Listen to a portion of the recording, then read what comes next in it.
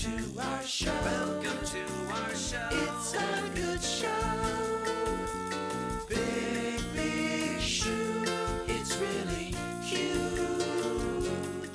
This is Purple Pam, and you're listening to Talkin Troma with Zack Bynes. You better listen to him or I'll give you a kick in the head. Big shoe.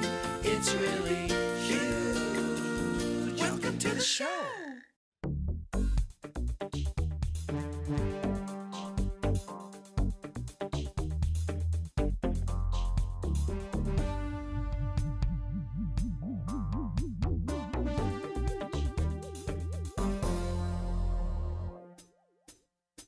Good morning, Tromaville, and welcome to episode 17 of Talkin Troma with your host, me, Zack Bynes. In this special episode, our special guest gives me a kick in the head.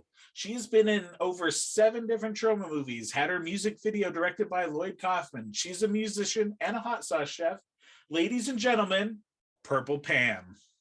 Hey, what's up? Awesome. Thank you for coming on, Purple Pam.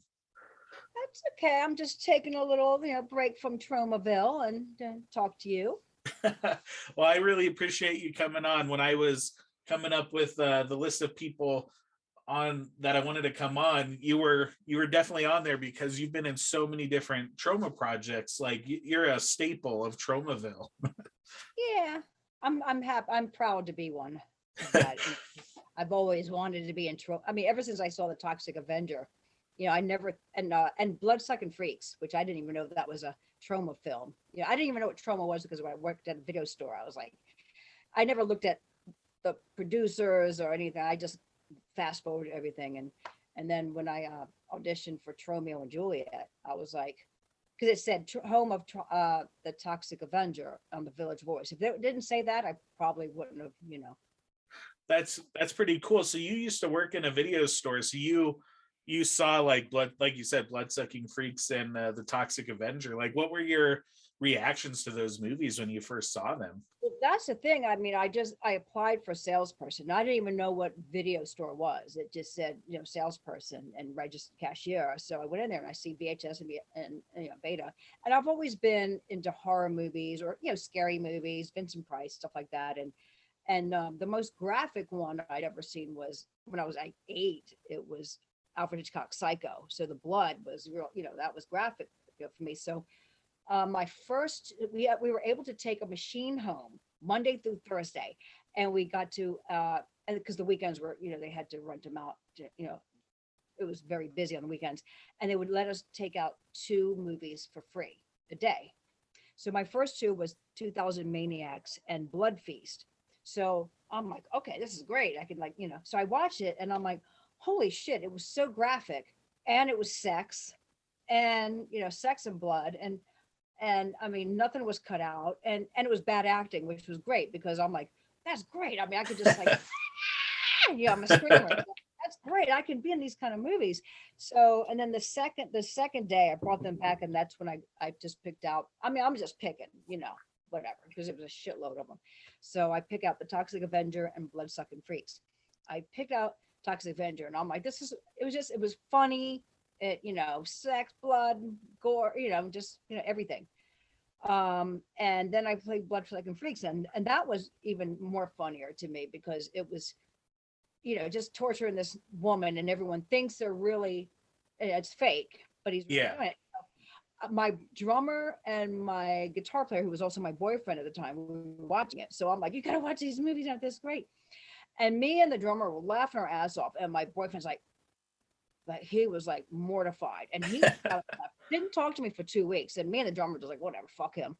So we just kept watching it.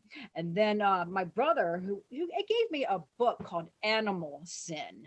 Okay. So I'm thinking, okay, he has to watch this because he'll love seeing this torturing a naked woman. Right. So I give it to him. He brings it back to me halfway done. Like he didn't be kind to and rewind. He just left it. He goes, you're sick. He goes, I couldn't even watch this. I'm like, it's not real. It's just funny. Anyway, so that, so that's what got me into that. And I didn't know it was Troma, but I did watch other Troma movies, Yeah. gosh, everything, you know, Color Me Blood Red, and you know, all the good ones, all the cheap ones. And you said you saw an ad for auditions in the Village Voice for Tromeo and Juliet. What were you just auditioning just to be in the movie, or was there a certain part you were going for? No, actually, as a musician, my when I settled into Manhattan, you know, I had gotten signed to Atlantic Records, and that was fizzling. But I was roommates with these two girls who were actresses, so they were like, "Oh, you should just do commercials, go to commercial class. You know, we could hook you up, and just, you know, you can make good money from that." So I did the headshots and the resumes, all professional. So I was handing all those out. So I would look at the back of the Village Voice and inside for like singing and maybe some commercial act work. And so I saw on the back, it said, looking for East Village types, tattoos, colored hair, piercings, and that said for our new movie, our Troma's new movie, Tromeo and Juliet, and it said, comma, home of the Toxic Avenger in capital letters. And I was like, holy shit, because I would have never known. Yeah. I'm glad I wrote that. And it said, send picture and info. Hence, it did not say resume and headshot. So I went, and I guess at the time, color copies came out. So I just took some snapshots of me, a headshot with, not a headshot, but a selfie I had taken with a regular camera with the color, you know, my tattoo. And then I had a full body shot of a snapshot, and I got two, you know, color pictures, 8x10s. And then I took a piece of purple typing paper. Yes, I had purple typing paper. And I just wrote Purple Pam really big, and then my phone number. And I stapled it. And of course, like a headshot and a resume, you have to do it like back to back. Yeah. You know? So I just put the pictures behind and put the purple, because I figured if they get my envelope and everything's sprawled out on the desk, my purple paper will show up. So we'll have to pick up that. So a week to the day I mailed it out, I was working at Tower Records and I got the phone call. And so they said, come in. So I came in, and Patrick, I forgot his last name, but Patrick was the producer of it. And I said, well, what do I audition? He goes, oh, you just say your name and address and, you know, stuff. We just want to see what you look like and how your voice comes. I said, okay. And I said a little something, blah, blah, blah. And then he goes, okay, you got the part. And I'm like, no, come on, be real. Like, you know, just be honest with me. Just say, you know, maybe, and then you'll call me. He goes, no, you got the part. You got a part in it. And I said, he goes, no, really. He goes, you're number 12. You're 12 out of 700 and some applicants. He goes, did you see the people out there? And I said, yeah. He goes, they look like they should be in a soap opera, right? He goes, I said, yeah. He goes, they sent headshots and resumes. You were one of 12 that actually sent what we asked for, picture and info. So there you go. Pay attention. Yeah, you read the requirements. I don't know what your next question was going to be, because I was going to go into a really cool, interesting story on my first experience of Troma. Yes, please do. Okay. Well, so I go, and it was on St. Mark's Place, and I was living in the East Village anyway, so it was great. The location was like right around the corner from my house, and it was at the At Bar, and we were like just a scene. It was just like a club scene, so the place was packed. So apparently, I guess, you know, Lloyd asked me, he goes, what's your name? I said, Purple Pam, you know. So he goes, all right, you stand over here in this part of the crowd. So of course, I'm always thinking, okay, I tell him my name. At least he knows who I am. Oh my God, you know, Lloyd, he knows my name. He's never going to remember, because I'm just an extra, you know, he's not going to remember. And I was fine with that. So I swear to God, it was a half an hour. He instructed everyone. He goes, everyone move around really slow and feel yourselves. Pretend like you're on acid and ecstasy and you're full of love. Slow, very, very slow. So 20 minutes into it, he's instructing the same thing and making us do it. I'm thinking, why? Okay, we get it, you know? So then he must have read my mind, because he goes, okay, the reason why I'm telling you this for this amount of time is because a band is going to come up and play, which was actually my friend's band Thorn. And he goes, they're going to come up and play when we do the action shot of when we do this. And he goes, it's going to be really fast. So you need to go slow. So I was like, oh, okay, that makes sense. So another 10 minutes he goes on, makes us do it slow. Okay, the band comes on. Everyone is doing like this, moving around and flailing their arms around. And I'm the only one doing the slow groove and feeling myself. And I swear, and I'm looking around going, wow, oh, wait, did the instruction change? Oh, I don't, and everyone's giving me like the stink eye and looking at me like they smelled shit. Like, what are you doing, you know? And then Lloyd starts screaming, God damn it, you fucking asshole, you idiots, you goddamn bunch of idiots wasting my time, blah, blah, blah. He's like, what the hell? He goes, I spent a half an hour doing it, blah, blah, blah. He goes, now one of you motherfuckers did it right. And I'm thinking, okay, at least, okay, I'm trying to hide. I'm like, okay, I'm kind of in the middle here. Okay, obviously he didn't see me if I fucked up. He goes, now, and no one did it right except one person. One person did it right, Purple Pam. And I was like, holy shit, he remembered my name and I did it right. And he goes, everyone, look at Purple Pam. Look at her. Look what her and do what she does. Now we're going to do this one more fucking time. Right, everyone, look at me. I'm Purple Pam. So then they ended up giving me another part. So that was good. That's awesome. So because you did so well in that club scene, they're like, come back to set for more stuff. Oh, absolutely. And then they gave me, because Jason, the guy that was doing all the calls, he actually worked with me at Tower. So it was easy. I mean, I was like, because I was real shy back then. So I was like, oh, okay, this is great. So he called me, goes, all right, we need to come in as a church lady. So it was like me and like 3 other girls, like 2 black girls, 1 white girl. And it was me. He goes, just dress in black with like, if you have a hat, like just like a church lady. We were on this porch of a brownstone. And as a singer, I'm thinking, okay, this is going to be fun. And he goes, all right, it was like a spiritual, let's go down to the river. And I'd never heard that song. So I was like, okay, I got to get the melody right on this. So, all right, he's like, because everyone, the other girls knew it. I had never heard it. So I was like, okay, how can we sing it a little bit? And then, so when he said action, everyone was kind of waiting for someone else to start it first, including myself. and then I'm like, okay, I think I know it. So then he made us rehearse it a bunch more times. And I'm like, okay. Then he kept saying action, and same thing. And then, because I would have just I was just waiting for one girl to just start. Then I just would have went, ah! And, just a gospel thing. But I wasn't. Then he goes, all right, you know what? Forget it. All right, we're not going to do this. And I was like, oh shit, I didn't get my, the chance for him, to hear me sing. So, which I will continue that when we get to Citizen Toxie. But then I got a call back again, and to be a crackhead, like a crack lady. And a friend of mine goes, oh yeah, just wear some old scuffed shoes. I'm like, well, I don't have scuffed shoes, and I don't want to scuff my shoes up. So I was kind of like stressing about that. And then he calls back and goes, all right, they changed it. You don't have to be a crackhead. We just need to be a slutty girl. I'm like, okay, that's easy. He goes, yeah, just wear like a black bra top and bicycle shorts, whatever, And I figured that's what everyone was going to wear. So I was like, I'm going to wear purple so I can stick out. So I had these purple cutoffs, purple net shirt, a purple bra, and lace up boots up to my knees. And I had the purple in my hair, the bangs, and sure enough, I stuck out.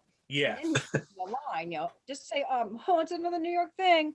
And I thought it sounded really stupid, like it was kind of like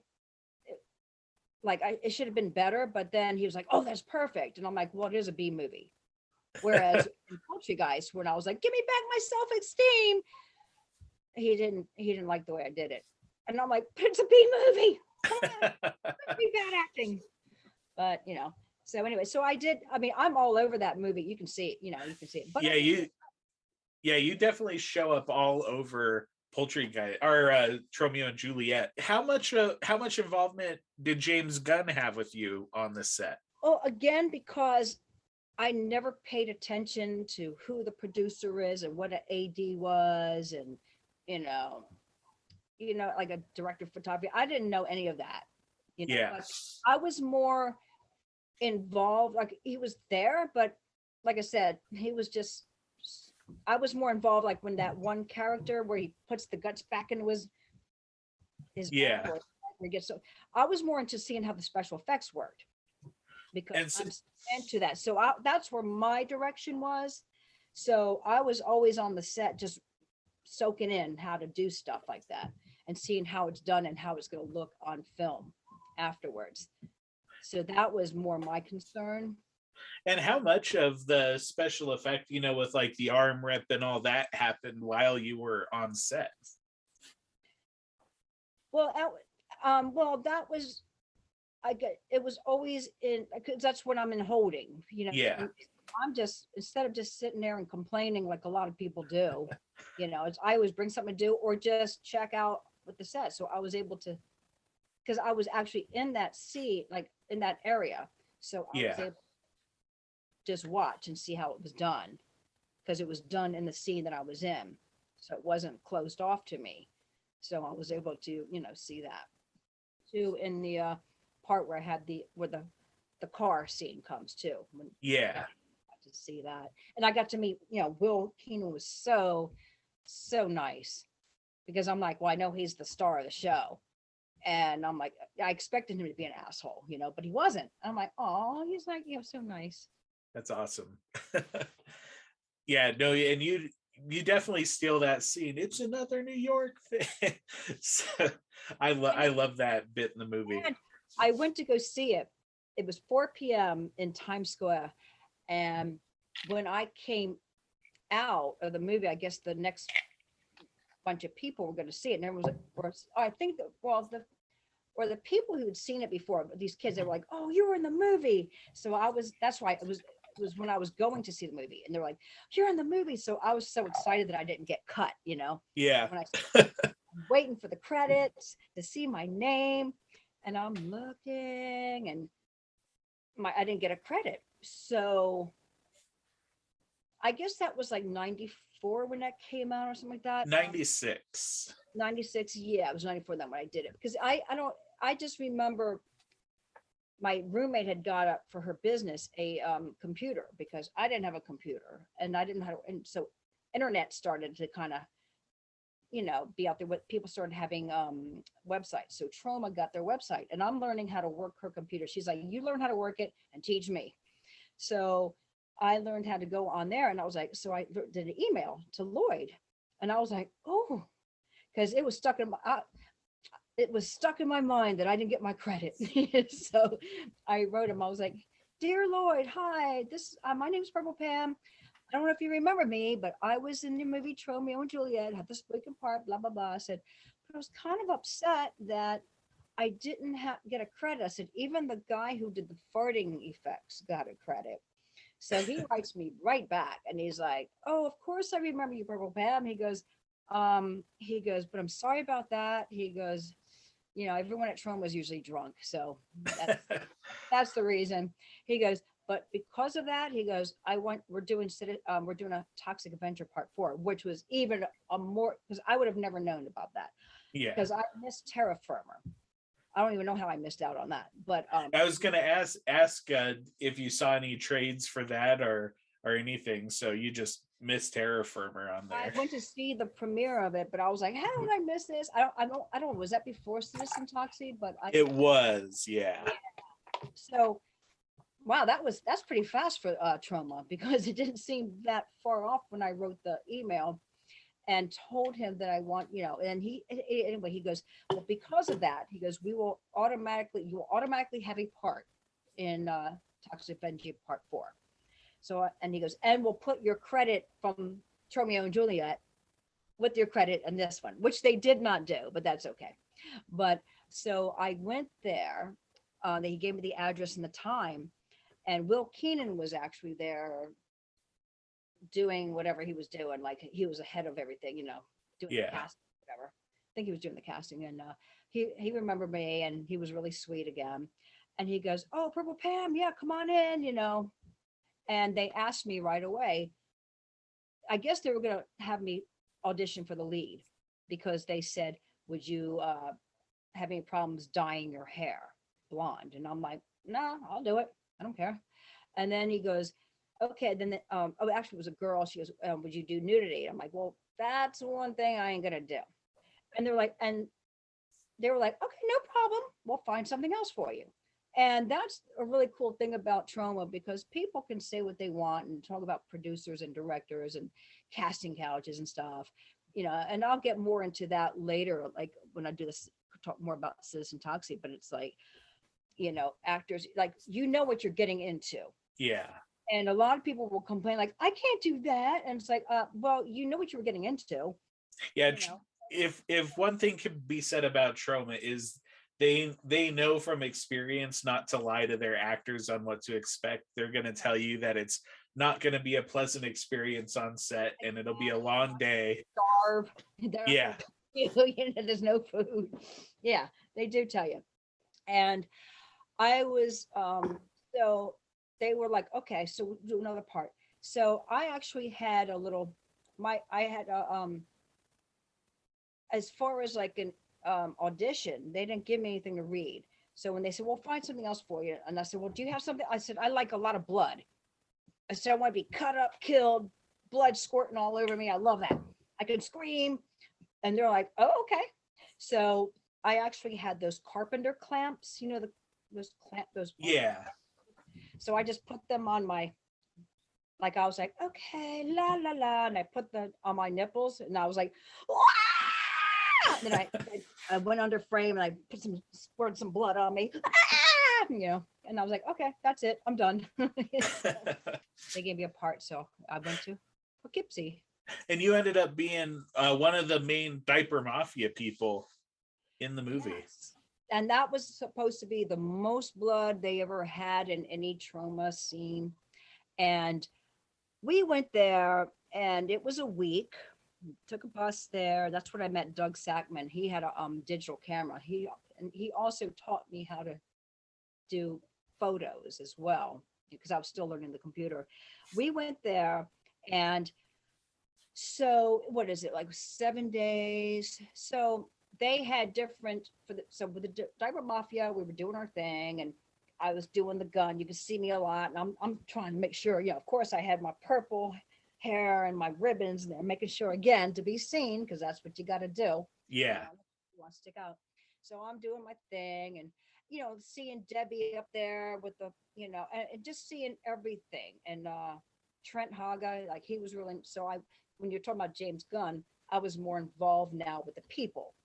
You know, and getting the names of, you know, the assistant director and the you know, the cinematographer and everything. So I was really cautious about all of that, as well as learning. And there was a guy with special effects with the guns. You know, I mean, the what do you call those people? The armors and. Yeah. And so I was in a lot of that. So we were all promised scenes. I mean, there was certain people that were picked for blood, but I was like, "Trent, okay, I'm doing this for free. I want a blood scene." He's like, "Pam, we got you covered. We know you want the blood. Okay, we saw your audition date. We know you want the blood." Okay. So now there was a guy, a special effects guy. There's two of them, but the main guy was Tim something. I never talked to him, never even looked at, you know, it was just like I saw him do his thing, and I'd peek in every now and then. But this motherfucker had something against me, because every day he would, you know, like, it was like, "Okay, Pam was gonna do her scene, she gotta do her scene, we might do her scene," and they were gonna do, I don't know what they were gonna do, but he kept saying, I'm not doing anything for her. And it was like, and he would be talking to me in third person, and I'm right there, and I'm like, so it got down to be the last day, and he's like, and it was like almost like last day we were almost done, and it was and he kept saying that, like, you know, and I'm like, I was like, "Trent, what did I do?" He goes, "No, it's not you, but I don't know," because I don't know what his problem is. And finally I said, "All right, Trent," I took him, I held him, I said, "I've been here for, I don't know, a whole fucking week. I've been doing this for free, never complained. If I don't get a blood scene, there's going to be some real motherfucking blood up in here. So I better get a blood scene, or I'm warning you right now. He was like, okay. So Tim did like he goes like, we got to do it. Lloyd says it has to be done, and he was like stomping like a little baby. So we ended up doing it. So, and this is where my acting skills kind of came about because method acting or physical acting, whatever you want to call it, even if you have no lines, it's really hard. There's a lot going on that you got to really think about because you're so excited. So I'm thinking, all right, my thing is to open my eyes really big and cross my eye, which you could see lots of pictures of me doing that. But it's so like, okay, there's going to be a lot of blood on you. So Toxie pretends to put the flag up my nose, and then they have all the tubes going down, through my diaper and my back and through my dreads, because my dreads were all, it was nice. They could put the thing through their dress. So it was like, so the blood, they poured the blood over me, and I'm like, I'm actually able to open my eyes because I'm like, I got to do this for the art. So I opened my eyes and I got my mouth open like, and I couldn't see, even though my eyes were open.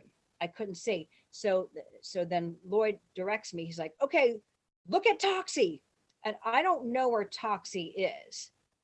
And so I'm like, and he's like, look at me. So I'm like, okay, I'll look at you because I follow his voice. So I look at where his voice is. He goes, all right, look at Toxie. So I just look the other way.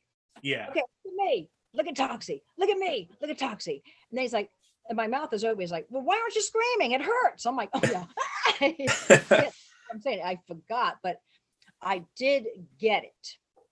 I did get the, what they needed. So that they just put like I don't know if they used my scream or not. I can't even tell, but I mean, it was perfect. And then I fell. I don't even remember falling now that I think about it, but I did. I fell off the desk and, I just remember after like, okay, we got it. And I get up and I'm like, I can't see. And I'm like, are you sure there was enough blood? Should we do it again? Can we do it again? And they're like, no, it was plenty of blood, but trust me. I'm like, are you sure? We can do it again. And Toxie has one of my favorite lines in your death scene after he shoves that Mexican flag up your nose. Buenos noches. And if you hear the commentary on the box set, Gabe Friedman says, man, he goes, this is the one, we only got to use one out of all the scenes that we shot. He goes, this is the one we should have kept in. And I'm like, yeah, Gabe, you should have. At least, Yeah. And then also in Citizen Toxie on the soundtrack, they used two of your songs, Lying on Your Grave and Too Long. Thank you for reminding me, because I was in my band Flytrap at the time, and we had already like made the album before I did the, went on the shoot, and I had put in the credits on the album, thank you to Troma, Lloyd Kaufman, and Michael Hertz. And just because I could. And so I had the CD with me. So I guess like the second day in, Lloyd was like, oh, okay. We were like wrapping up, going to the hotel, whatever. I mean, not hotel. He was going to his hotel. We were going to the warehouse with the air mattresses. I said, Lloyd, I just wanted to give you my CD, not to listen to it, because I always thought like Troma movies and all those 80s movies, like it's either cheesy metal or hard metal, and I'm in between. So I never thought my music could get into a Troma film. So I wasn't giving him to that. I was giving him that because of that Tromeo and Juliet cut scene with the church lady. I'm like, I just want to let you know, this is what I really do. I just like your movies and blood and stuff. I said, but I can't act for shit, but I can sing. And I said, I never got to do that that church lady thing. I got all intimidated and I didn't know the song and well, blah, blah. But this is what I just wanted to share. This is what I do. And he was like, oh, okay. And I said, and I thanked you on the thing, inside, and for being in Tromeo and Juliet. So he went back and listened. The next morning we were on shooting, And he goes, "Oh, I listened to your whole CD." He goes, I got 2 songs I want to put in the movie. And I'm like, Awesome. no way, not 1, but 2. And the funny thing is that the first song is when the retard's doing he's doing heroin. So it's Yeah. just national guitar on Laying on Your Grave. But the second song is me singing the whole verse and a whole chorus. And it's really loud, you can hear it. And it's during the sex scene with Lardass and Sarah. And I was happy that you can hear it loud enough. And I got a whole verse and a chorus, but everyone laughs. Yeah. They're on Twitter, and I'm like, shut up. So if you're watching it by yourself, don't laugh. Speaking of Lardass, or AKA Joe Flyshaker, during your scene, you got to fence Joe Flyshaker, Troma superstar. I don't even know how the hell that came about. I really don't, because that was obviously before the bonus nose chest scene. So I don't know. I think he just grabbed me and said, "Here, Pam, I want you to do it." He wanted me to have something, something like be a little feature, Yeah. have a feature. How was Joe to work with on set? In the scene, it looks like he couldn't move around too much, so he's like leaning on the table or on the desk. Yeah, he was. Yeah, he was like that in every movie. He's like, "Oh, I gotta sit down. I gotta sit down." Yeah.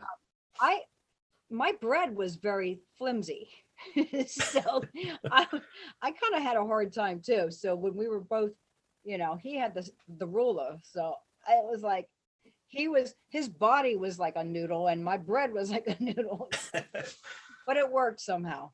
It's very funny. And then so for Citizen Toxie, were you just around on the Diaper Mafia stuff, or did you stick around on set any longer than that? Oh, I stuck around the whole week. It was a week. I guess they did stuff in other parts. It was, yeah. We took a bus and we were there. Now that I think about it, was it just that part? Was it in this? Yeah. I guess for the school, because they had to get. I think it was in September we did it, and the school wasn't in at that point right there. It was, yeah, it was like right before school started, because they had to they didn't want to tell them what they were really doing. Yeah. So I think it was just the Diaper Mafia scenes, just the school scenes that they did there. Because yeah, everywhere else I guess was, but I wasn't asked for anything other than that. But yeah, that was such a it was so. And here's another nice little Troma thing to know about. It's like when the leotards and stuff like that, like the art department, like they were working all the way through, so they went back to the warehouses with us, and the whole art department was in the bathroom washing out the bloody tights and the shirts. And of course we had new diapers. They didn't wash those out, obviously, but they were washing them out in the bathroom sinks, and drying them with blow dryers. Now I'm a night owl, so we have to get up at 4 or 5, whatever. But I was like wound up. I'm excited. And, I went back in there and I'm like, took my shower and everything. And I kind of like, I'm seeing them. And I'm like, wow, this seems really like rough. And I was like, hey, do you guys need some help? And they're like, no, that's okay. And I'm like, no, come on, you guys are washing and blow drying. It takes a long time. I said, please let me help. I said, but no, you have to be up early. I'm like, I know I can be up early. I said, I'm just wide awake. I'm a night owl. I have to get used to that. Please. They're like, no, look, you're an actor, and you're not allowed to do this. And I said, well, that's okay. And they said, well, look, we appreciate it, but we can get fired if someone catches you doing that. But we really appreciate it. And because I noticed each day, these were just extras. They were just little peon extras, just like me. And they were being demanding to the art people in the wardrobe.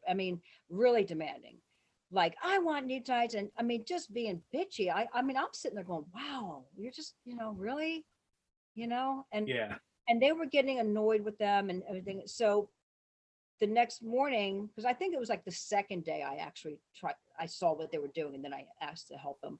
And so the third day, that morning, they were like, here's a new pair of tights for you. And they were giving me everything and all these extra things.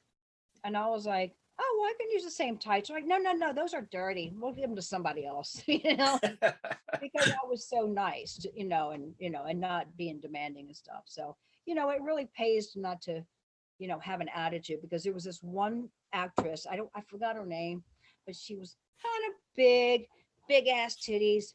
And she's been in other films. And she was like, we're trying to sleep on our little mattress. She's bringing her mattress in, and she goes into my room, and she was just complaining, like, all Lloyd does is want me for my tits and nudity. I'm not doing this. And it's like, well, you've done it before, and that's what you signed up for. Like, shut up. And she was like, she wanted us to be on her side and kind of like, Yeah. I don't know, like, make him sound like, Lloyd's a bad like a bad director or something. Like he's evil, he's a casting couch. Like, it's like, come on, well, then don't do it. You know what you're doing. Yeah, you came to set with those talents. That's how you auditioned. Yeah, and she was in movies before. She's like, but that's all he wants before. Then don't go there anymore, I mean, it's like when my songs, from that band I had, when they got into the movie, we actually had a manager who worked at BMG, Arista. And he actually produced like the whole, like he got us, like, we paid for the recording, but he did all the, the actual CDs and the booklets that go in, like he produced all those, for us. Yeah. Through BMG. And then so we got a contract, and, it's a page-and-a-half contract from Troma's lawyer for the song. They don't own it. It's so self-explanatory. It says we don't own the music. If we put on the soundtrack and it makes any money, you get $1, whatever. Yeah. So, but they don't own it. And I knew that. So our manager actually almost fucked it up, because he was comparing it to a BMG. Like, you don't know, Huey Lewis in the news, he had a song and a movie used it, and they used it during a rape scene, and he sued him. He goes, you don't know where that song is going to be. I'm like, well, chances are it's going to be in something fucked up, because it's a trauma movie. And so it doesn't matter where it's going to be. But it was in a lovingly Joe Flyshaker sex scene. Yeah, and a heroin shoot. But yeah, and yeah, having sex with cheese. I mean, that's awesome. But I mean, he almost fucked it up. And Lloyd actually, I guess he called Troma's lawyer. Oh my God. And I remember Lloyd called me. Like, Lloyd does not get involved in that shit. Yeah. I was kind of intimidated and scared. And I had one of those brick phones. It was a brick phone era. So it was going out a lot, and I was at a party, and I'm like, oh, Lloyd, hello. He's like, he goes, your manager's giving our lawyer a hard time because it's not a big deal. I'm like, I know, don't worry. He goes, it's a good opportunity for you, Pam. I'm like, I know, he's an asshole. I'm going to take care of it. We ended up using it, and then he ended up leaving, but he was going to leave anyway. He was useless. He was trying to take anything that I did from Troma. From then on, like, he wanted to get a percentage of it. I'm like, oh geez. Yeah. I'm like, dude, get the fuck out of here. And so you were talking about living in the trenches with the Troma team for that week. How many people were living in those warehouses with you? I mean, everybody that was in the scene. I think it was the production people too. Maybe there was a few people that maybe got a hotel room, but I don't know. I mean, we were just in rooms. I mean, there was so many rooms in this warehouse, and I just remember we went to do karaoke. Doug Sackman, he was the leader on that one. He said, we got so drunk. I mean, drunk. I remember singing Zeppelin. I was bringing the house down. Everyone was having a great time. I think some of the crew did too. And oh my God, I mean, everyone was so drunk on set, and I remember going, oh God, you guys smell. She was having a hard time because everyone's smelling, and they were just really like, I know how to handle being drunk. All I had was a headache. So I had some sinus medicine headache. So I took that and I had some, and I just kept my mouth closed. And she was like, were you one of them? Were you one of the ones that went to karaoke too? I said, yeah. I said, I'm keeping my mouth shut. I brushed my teeth. She goes, no, you're good. She goes, well, at least you're on time and you're not bitchy and you're not falling asleep. I was like, I know, but I feel like shit. But there was a time where I was able to lay on a mattress that was in the hallway of the school. Like, Yeah. you know, when I wasn't needed to be. And I actually have a picture of me like all fetal position in my I would love to see that. I think I have that I think I have that on my Facebook page and my, you know, my trauma thing. Yeah, now I have a new like bucket list item, and it's to sing Drunken Karaoke with you and Doug Sackman. Oh my God. We were out of control. That was fun. Those were good times though. That was a good time. I mean, the food was really, they only had pasta. It was good pasta. It was like, I guess the only place in Poughkeepsie was, you know, for the food was an Italian restaurant.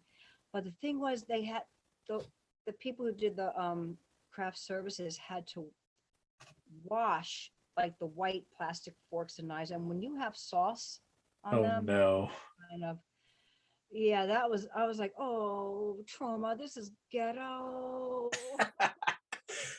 Is ghetto. Because Tromeo and Juliet actually had better snacks and food.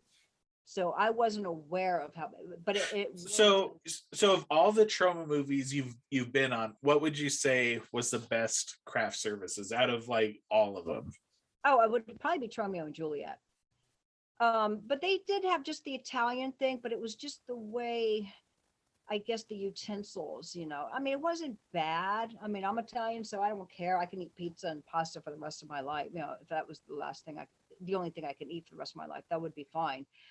But yeah, it was just, I think, more people there too, and it was just a little, because they had constant snacks at a table. But oh my God, what was that? Shakespeare shitstorm? Yeah. That was the worst. They had nothing. Oh no.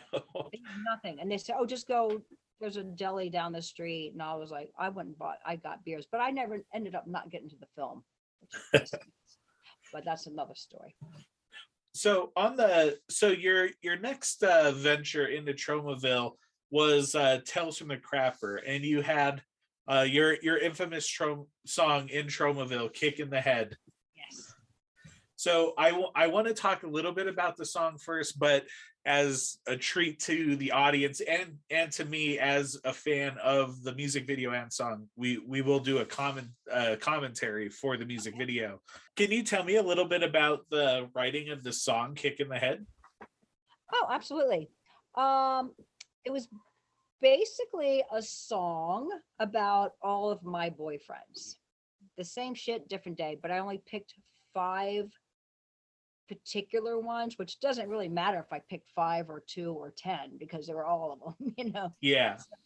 So, my friend Matt Smith, he co-wrote it with me. The way it came about was, you know, he was like, you know what? Because after I was with Flytrap, he was like, you know, you need to be something heavy. He goes, you need to be harder. And I'm like, yeah, because I always get these blues guys, whatever. And, you know, and he goes, all right, I'm gonna do something heavy. So he came up with that riff on Kick on the Head. So I got the idea. So he goes, what do you want to write? I said, you know what? He goes, write. I said, okay, I'm gonna write about how my boyfriends always piss me off, the same shit. He goes, okay. So, and he goes, so we kind of came up the idea, like, I think he came up with the idea of Kick in the Head, like, you know, just like, yeah, they need a kick in the head. Okay. So that was the riff. And then I started singing. I wrote some words down, and it was just too dated, and I was singing it, and I took it home. You know, he put the riff down, recorded it, and we actually came up with the chorus. Like, you need a kick in the head. Like, we came up with that together. I came up with the melody. He came up with the idea. You need just a kick in the head, and a fucking kick in the head. That's it. Yeah. So I went home and wrote the verses, and I started singing it. I brought it back to him, and I said, I don't like it. It sounds too dated, too 80s, and it's just the melody, everything about it I don't like. I said, I like the idea. I love the chorus. And he goes, well, at least that's that's the hard part. He goes, well, and I said, I don't, he goes, yeah, the words suck. And now I go, he goes, you know, how many times have you told me about how pissed off you are? You know, like, just write it down on a piece of paper and then we'll just pick the best lines. I said, okay. Cause I'm very like, I have to write it with the rhyming and everything. Yeah. So I just wrote it. He goes, just write it like a conversation. I said, yeah, okay. So I wrote it like a conversation, and which was exactly what you hear on Kick in the Head. So then we're looking at like, what are the best lines? And then we couldn't really figure out how to write it. And then we both kind of said at the same time, like, you know what, I should just fucking scream it over the music. Kind of said it at the same time, but in different words and different ways. And then we're like, okay, let's do that. So we went in the studio and I took it home and I just started singing it until it got to the chorus. So that's where I would draw a line and stop it. And then I'd sing Kick in the Head. And then when the second verse came in, I would start where the conversation was and write and sing. And then chorus, I would stop. And it just came out exactly. It was perfect. I mean, it was just perfect. I think I might have cut out one line that was basically saying the same thing. Yeah. But yeah, and then the third verse is actually a little shorter and it just happened to work. And we went in the studio and just did it pretty much in one take. Awesome. I think that's a good lead in to the commentary for the Kick in the Head music video.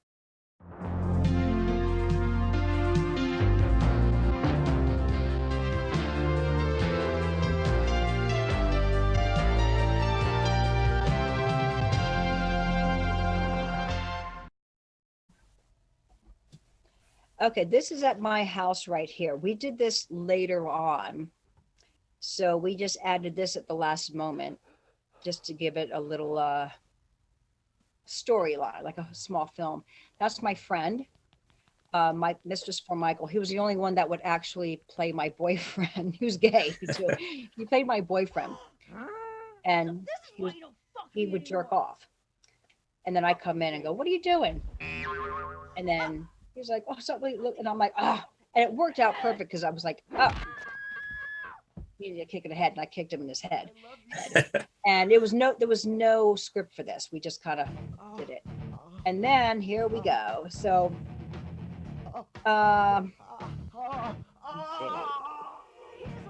okay. So basically, the audience were just my friends, and I just had them come in, and right here, I was.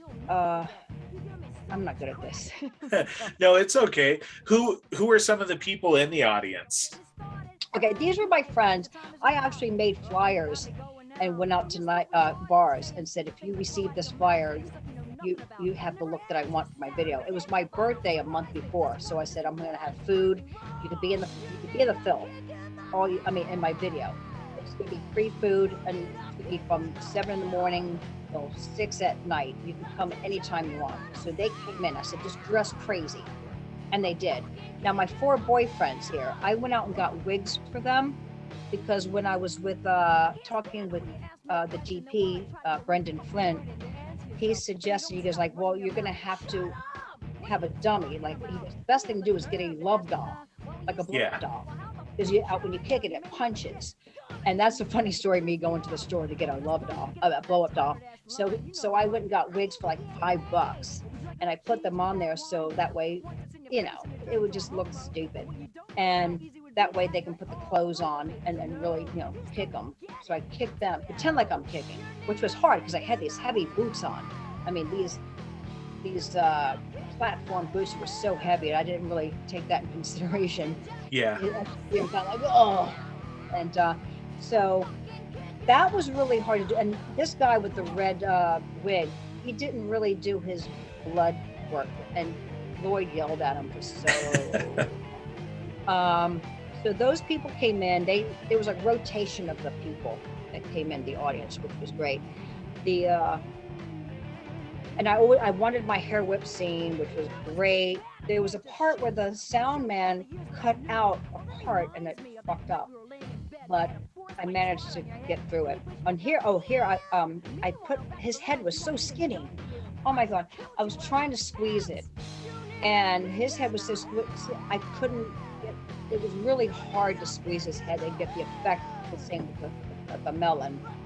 They crushed a cantaloupe in between your legs. It was a cantaloupe, and the thing was, I did the special effects myself, but I got a guy from a Halloween store that really wanted to do it. He had the blood tubes.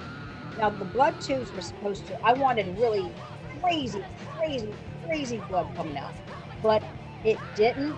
But turns out that a lot of my friends actually saw it and wouldn't talk to me either. Seeing this video, they're like, it's very violent. I'm like, it's really not.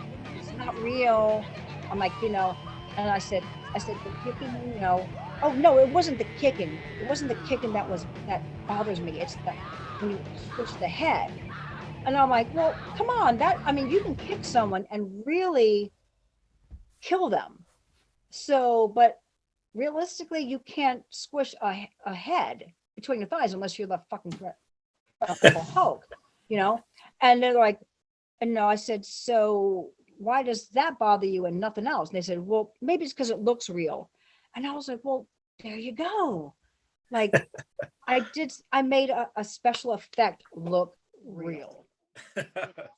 And so, because it bothered me because it wasn't so exaggerated and over the top and extra. But the fact that it did look real, I'm like, well, there you go. Because people really were offended by it.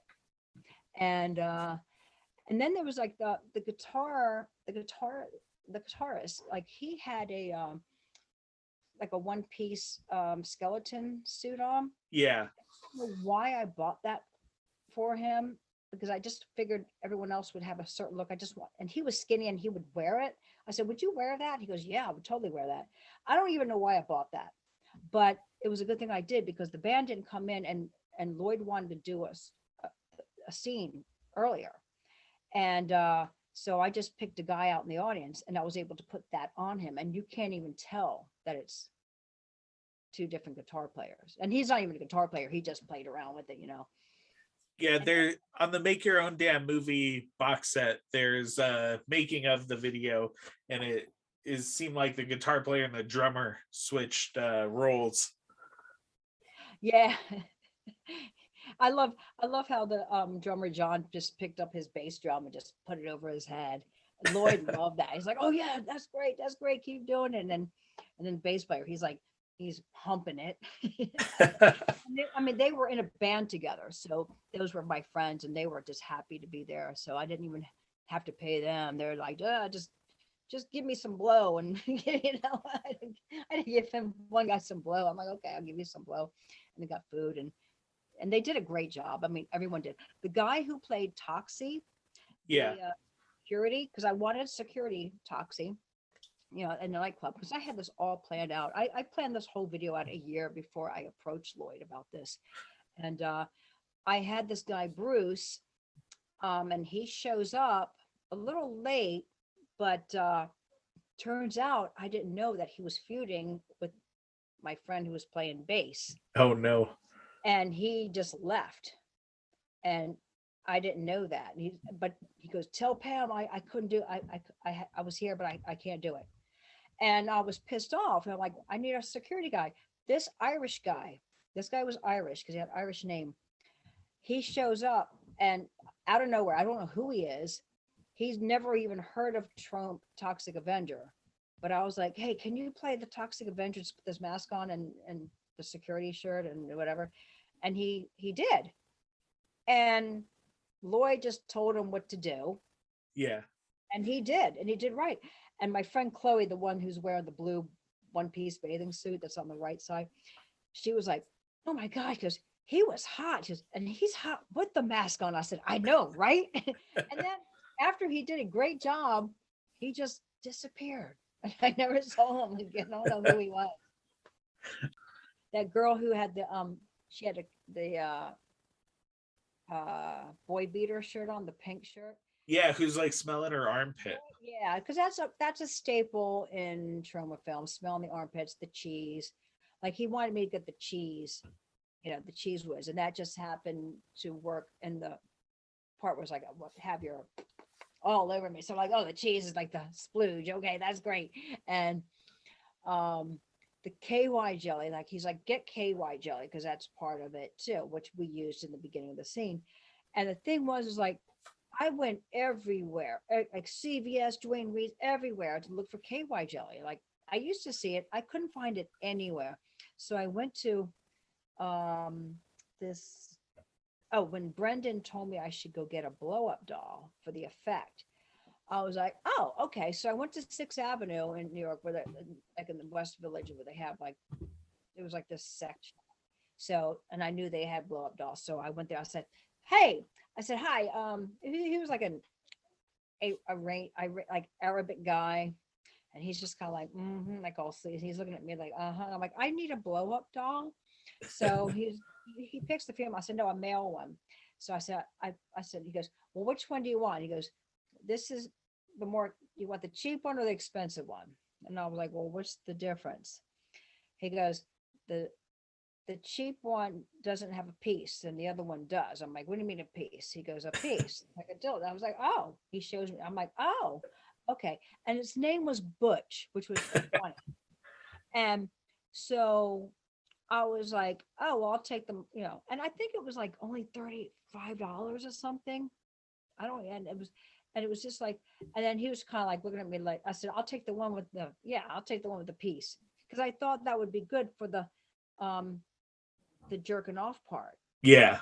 because I did get like, because I had a couple guys who would do it and then they didn't want to do it. And my friend who did it, who's gay, he said he would bring one, but he didn't. So I was like, I don't want to take the chance of him not bringing one. So I was like, oh, it comes with a fucking, and it was a nice dildo. I was like, okay, yeah. Well, you saw it. So I was like, Yeah. okay, I'll take that one. And he was like, And I'm like, no. I said, actually, this is for a video. This is not for me. This is for a video. And he's like, uh-huh. And then I look down at the glass counter and I see KY jelly. And I'm like, oh, I said, give me a tube of that, please. And he's like, oh, and I'm like, no, really. I said, never mind. Just fuck it. Think what you want to think. Yeah. But I was like, oh, I got my one-stop shopping. Everything was perfect. When I did the kick of the head video, everyone was like a lot of my friends, bar owners, club owners, I mean, just so many people that are like, I mean, I have respect for, were like, oh, they're telling you what to do. Like, you're not going to make it, you did that. Like, wait, they're going to rip you off, doing this video. And I'm like, first of all, like they're so cheap and everything, blah, blah, blah. And I'm like, first of all, they're not cheap. Yeah, they're cheap. I said, because they they they teach you to do films on the cheap side. Yeah. I said, but and they're like, well, they have millions of dollars and they're doing. I said, well, I hope they do have millions of dollars. I said, but Michael and Lloyd have their offices. They're just as ghetto as the rest of the office. They don't have plush offices. They don't throw that in people's face.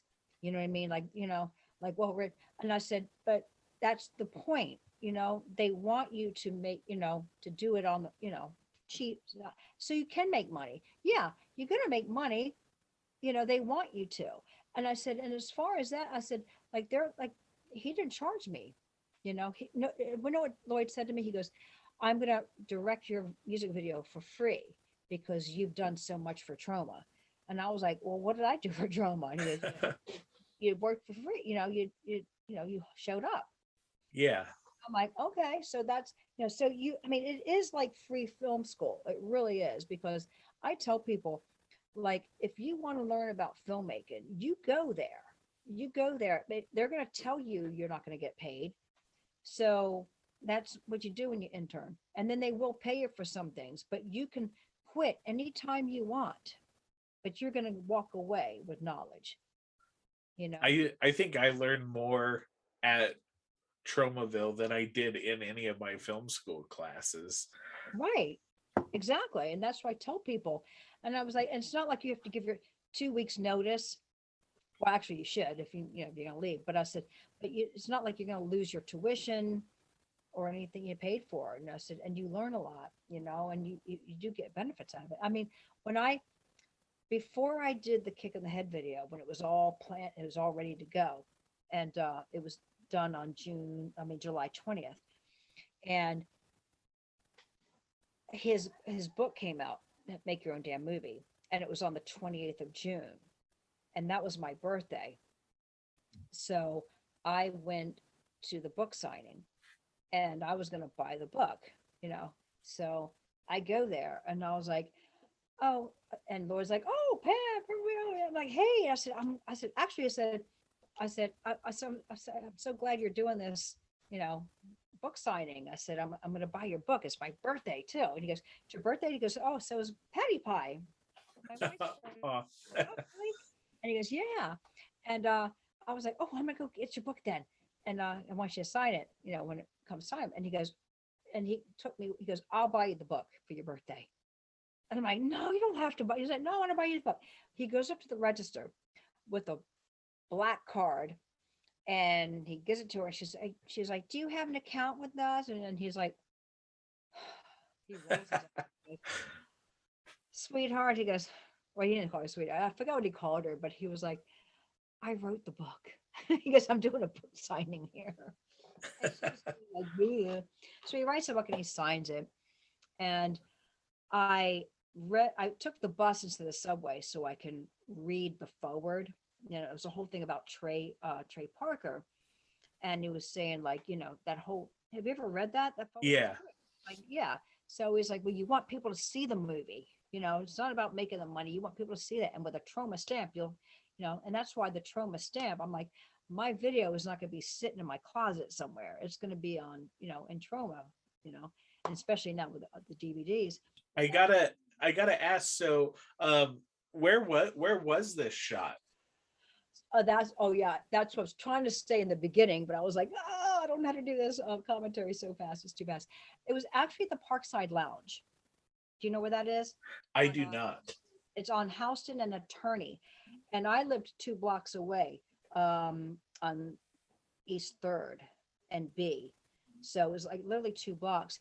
And basically what I had planned this video, like I said, a year before approaching Lloyd, because I wanted to make sure I had every location and everything. The location, I wanted a CBGB's. Now I know when you're filming and something's like a garage or small, it can look big. Yeah. A rectangle. So I knew that from years ago. And so I figured I just need something like a CBGB. So I was actually going to think about getting CBGB's gallery when that was open. Because I figured I could probably rent that out. And I'll, because my brother had died in the military and my sister-in-law gave me $5,000. And actually it's his birthday today. That's why I wanted to do the interview today. And so I figured I'm going to make a video. So I had enough money to, if I had to, rent out CBGB's gallery. And but then I went to the Parkside Lounge because I used to play there, and I asked Karen, the owner, I'm like, because I was going to I'm going to ask a bunch of different places, So I asked her, I said, do you think I can do a music video like on a Sunday, like early in the morning? And she's like, oh, absolutely. I said, she goes, what kind of, I said, music video? I said, it's going to be Troma. She goes, is it going to be blood? I said, yeah. I said, but we'll put plastic. They're good at that. They're good about that. She says, you make sure they do. She was actually, we're going to get you rugs anyway, so it doesn't really matter. I said, well, we're going to still have plastic anyway. So I said, okay, great. I said, well, how much do you want rent? She's like, well, I'll rent it out for, nothing. She's, but if my boyfriend, Andy, he has to come in early in the morning to open up. She goes, I'll give him like $50 or $100 just to be there. And he stayed there. I can't remember if it was 50 or 100, but I think it was 50. And, he supplied water for us. I mean, I did all the catering as well. I did the craft services.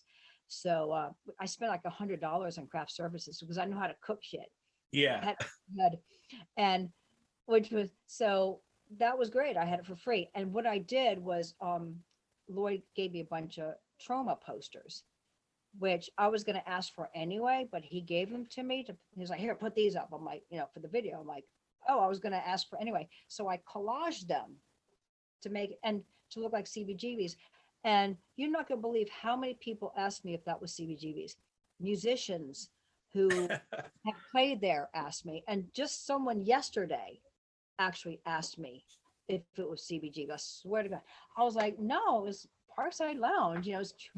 So I got everything that I wanted. And when I did the spread, because I lived 2 blocks away, it was easy to bring the food over. Yeah. And it was a lot. And the funny thing was that a lot of there was new interns working on this, and they already knew the reputation of no food, so they weren't expecting anything. So when they saw, wow, and it was lunchtime, Lloyd was kind of like miffed. He's like, why do you have all he goes, people are taking too long because they're eating. And I'm like, well, that's a lunch break, Lloyd. That's what it's called. It's not about eating. And I'm like, but I'm Italian, Lloyd. I can't help it.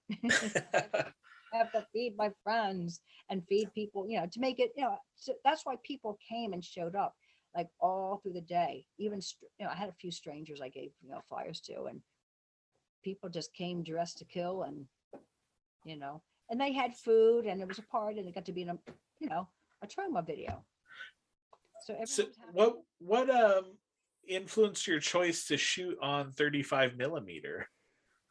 It wasn't a choice. It was just what Lloyd, because they were still doing 35 millimeter at that time, because Lloyd was just not into the digital. It took him a while to warm up to that. And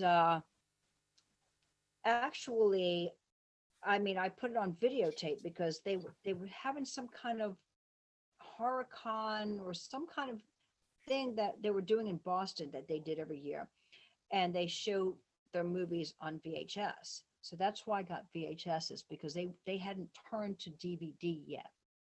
They did right when I actually produced the actual VHS. Yeah. And so he goes, we'll do it on 35 millimeter film. And Lloyd gave, because when I approached him, I said, I got some money, because I knew he was going to hook me up, because and I know I did the locations, I did all that by myself. And because I just knew. And he goes, well, we can't really do it, do it for free. And I'm like, oh, no. I wasn't asking you to do it for free. I said, I have money. I'm just, I got the location, everything. I said, I just want to see if you can do it. And he goes, oh, yeah, of course. He goes, but I'll do it for free. For my gift to directing will be for free. He goes, but you'll just have to pay Gabe for editing. And he quoted me like $2,000. That was like with everything. And I only paid more with food and everything and film. I think it was like $3,000, no more than that. And I because like like I said, the editing was the most. And then he said 16 millimeter because it would be cheaper. Yeah. Millimeter. Okay, that's what it was. Sorry about that. Okay, so he said we'll do it on 16 millimeter film, and I was like, okay, whatever. I don't care with that. So when I talked to Brendan Flint, the DP, he was like, and the thing was, he loved the song. Him and Gabe loved it, and I was afraid to, because Lloyd gave me their numbers. Yeah. I'll give you their numbers. I told him about you.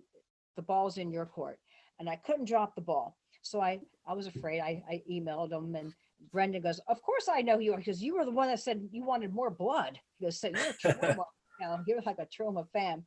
And they both, him and Gabe both love the song. That really helps when they're doing a video, and Lloyd loved the song. So when I talked to him, he goes, all right, it's going to be me, a truck, and 2 guys, sound man, and my little 2-man crew, and a truck. And he goes, and how many reels of film, whatever it was. Yeah. 6. Maybe we can do some, would you, like, since you're kicking in the head and you're going to have a, squish a head. He goes, maybe we can have some head squashes from Troma movies, like in and out of your video. And I'm like, okay, that sounds great, you know? So he goes, then he thought about it. He goes, well, oh shit. He goes, well, that's going to be 35 millimeter film if we take from the movies. He goes, so I'll just do 35 millimeter for the same price. Awesome. Yeah. So That's so cool. And I mean, everything was sent to a lab and I had to pick it up and everything just fell into place and it was easy. And as far as editing, it was great because Lloyd encouraged me to go to Troma and give notes to, to Gabe. They gave me a beta tape with time count on it. So, or beta thing. So I played it and I wrote down everything that they had. I wrote down what I didn't like and I wrote down what I liked. And I had it on 3 pieces of paper stapled, gave it to Gabe and he was like, oh, okay. He looked at it and pretty much did everything that I wanted or didn't want. And then he had great suggestions. They always had suggestions, Gabe and Brendan, and even Lloyd did too. And they had great suggestions. And they like the fart, like when I bent over, and it was like, you're a pain in my ass. And then I was like, oh, I wish I would have thought about that. So we worked so well together. I can't believe how great it worked. And then turns out, like, I was like, okay, so Lloyd goes, all right, then, you'll have to make VHS. They didn't do it for me. I just figured, because I knew a disc place on 30th Street. It wasn't Disc Makers. It was something else. I knew the guy. And I gotten stuff done there before. They said, oh, yeah, we can do the video for you. Cool. Do for you, too. And so I was like, all right, now I got to get someone to design the box. So I was like partying over on Bleecker Street. And I went to with a friend of mine. We went to another guy that I knew. So we went to a house to smoke a little. And I was telling him about the video. And I said, I got to find someone. Turns out this guy, Steve, used to work at Troma and did the imaging for the boxes. That's so cool. And he goes, Pam, I'll do it for free for you. Because I haven't done it in so long. I'd be honored to do it. So he did it, sent it this, and it was so funny because I went down to Troma because I had the video. I had the videos and I had the posters, and this is when they were still in Hell's Kitchen. So I went to Troma. I go upstairs. I run upstairs, and everyone's sitting at their desk. And if you've ever been in Troma, everyone's like really quiet because everyone's afraid of Michael Hurst. Michael and Lloyd were in the office, and I literally skipped la la la. I'm like, hey, and they just kind of like looked at me and like mortified because I was like, hey, and I'm like, okay, put your pencils down. Test is over. You can talk now. Like, okay. And I'm like, is Lloyd in my? I was, oh, never mind. I skip. I bust in, and they were all turned around like they couldn't believe that I just walked in their office skipping, and I threw a videotape on Lloyd's desk and a poster. I threw it over on Michael, and I'm like, it's done. It's here. And Michael's looking at it and he's turning it over, and I see this big grin on his face, and he's like, you thanked me on there too? And I'm like, well, yeah, you're part of Troma, and they were just like, wow, and I said, I'm going to actually get you a poster as well, and I'll put it, frame it for you. That's awesome. And then they decided like maybe we should do some white label CDs and put it in. We're going to do DVDs now. Maybe we should put those in, with the video. But then Maris was like, well, you're going to have to pay for that. Like, then I was like, oh. But then they came up with the idea of putting the song in the extras. Did you know it was going to be on that many DVD releases, like with your name on the cover? I didn't. And I mean, it makes more sense to do it that way. I mean, cost wise, it does. And second of all, if you put a mailer out with a DVD and a CD, they're going to lose the CD. You know what I mean? And then they probably can't play it. So now that was on the DVD, with the little purple ribbon, I was like, yeah. You know, I was like, yes, that's awesome.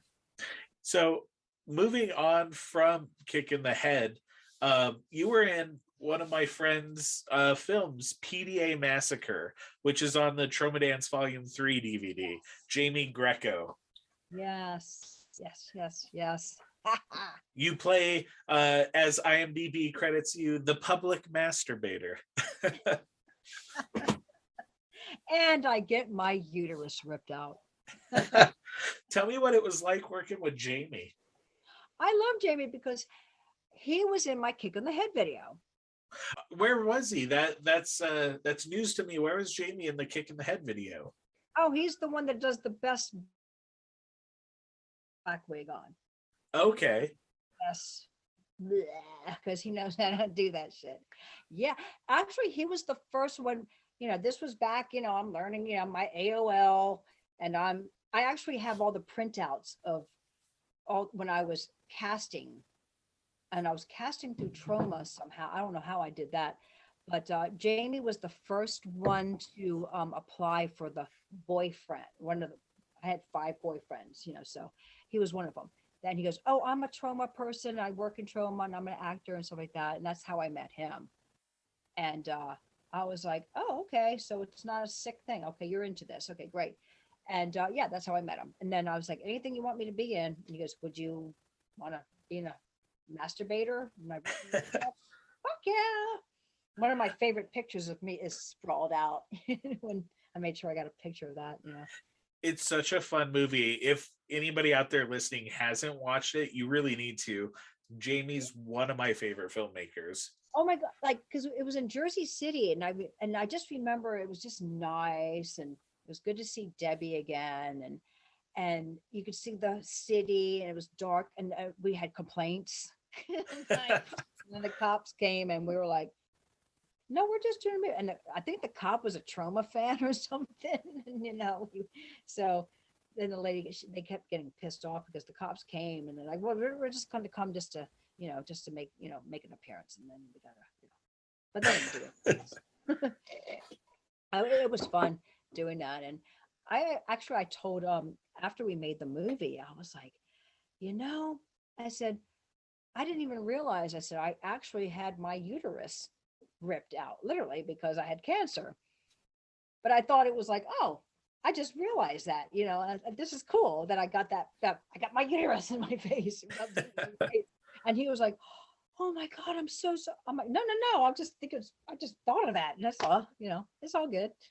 A good you get to put it on screen and feel your vengeance and sorrow that way. It's a little too dark though. It's like, can you brighten it up and have some brighter blood in it? Another movie of his too, Puda. I have not seen that one, but I did see on your YouTube page that you have like a making of Puda. Yeah, I've never seen the movie either, actually. Come to think of it. I'll have to track down Jamie so I can see that, because all of their movies are I don't think I've fantastic. seen it either, actually. Yeah, yeah. Let's get on him about that. So was Jamie a big factor of you getting into Poultrygeist? No, no, that was just me already being. I mean, I had the video. I'm like, I'm already. Yeah. You know. I think. Oh, I know how I got into that one.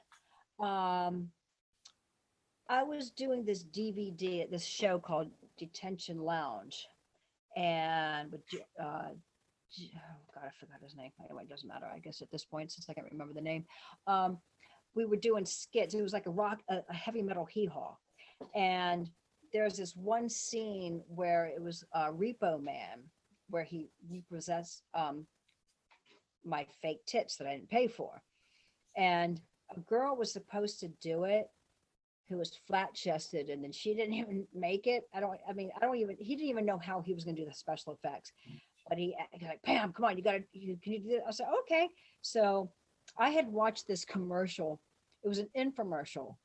It was like 3 a.m, and it was all about these, like, they look like water balloons. Yeah. And you put them in your bra. Like there was like, oh, like, are you flat ladies? Are you this and that? And do you need, are you too flat chested and you feel like a man when you walk outside, blah, blah, blah. It was really a degrading thing at this time, because it was like, and they're like, you put these in your bra, like they use them on Baywatch and you can jiggle and wiggle. And I was like, am I really seeing this in this time of, like, Yeah. really? And they were for $99. So I started laughing. I was drunk as fuck. So I went and got these water balloons for 99 cents, right? And I put in my bra and it was like, woo! And it was the same fucking thing. Right? So what I was like, oh, I said, I'm going to use my 99-cent titty idea. I said, okay. So I showed up with some fake blood, because this girl, they weren't even going to do that. So in the scene, I do this, I put him in, and then he rips him out. And then I'm like, oh, it was great. It worked out great. So I had told Lloyd about it. I was in the Troma office and I was just telling him, I said, oh my God, you have to see the skit. I said, I did my own special effects with these. I get my titties ripped out by the repo man. And he goes like, well, he goes, we have a new movie coming out called Poultrygeist. He goes, maybe you should do that and maybe have chicken zombies rip out your fake tits. He goes, I think that would be funny. So I basically wrote my own little,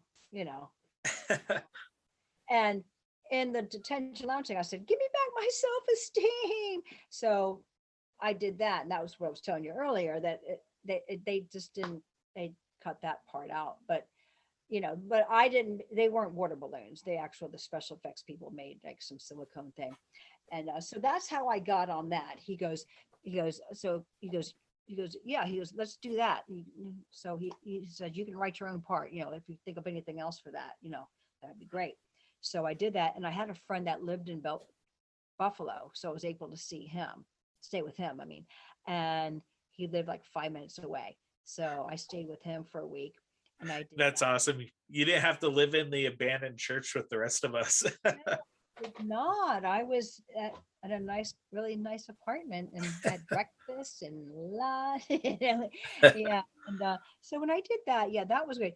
And it was really cool. Like when I was laying down with the zombies, and so the zombie that was going to rip it out, he was kind of like, I'm gonna kind of have to put my hand under your shirt and kind of touch you. Is that okay? And I'm like, yeah, it's fine. I mean, you got a mask on, you're kind of hot with the mask. Okay. I really don't know what he looks like, but I didn't. But I was like, hey, he looked kind of hot with the chicken mask. I just, whatever. It's okay. And the thing is, like all the fake blood on there, I was like, you know what? After doing that movie and doing that scene, I tell people to this day, always have a bottle of fake blood on your nightstand. It feels good. It felt real good. So like, hey, can we do that again? So that chicken zombie was actually the leader of all the blood boys on Poultrygeist. He was, I guess, my boss on the thing. And I remember when you came to set, I was starstruck for sure, because it's Purple Pam, Tromeo and Juliet, Citizen Toxie kicking the head.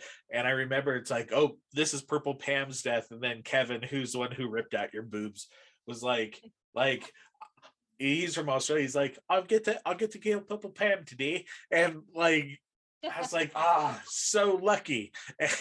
So, but I remember I was like, well, I'm going to do the blood for Purple Pam. I have to.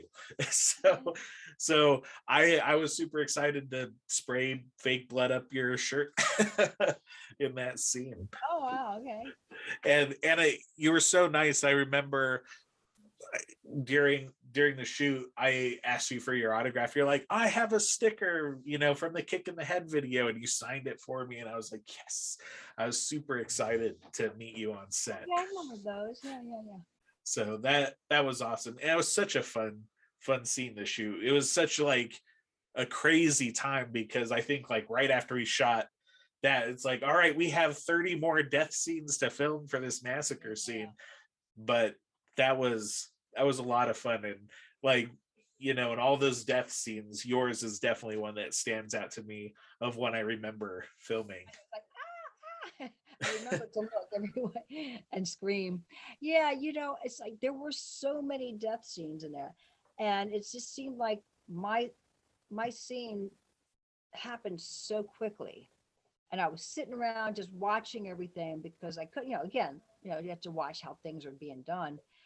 And wow, when you see that movie, I mean, those scenes, I mean, I love Poultrygeist because it was like the meat cutter on the face. I mean, the eyes, I mean, the head in the fry basket. I mean, it just one death after another.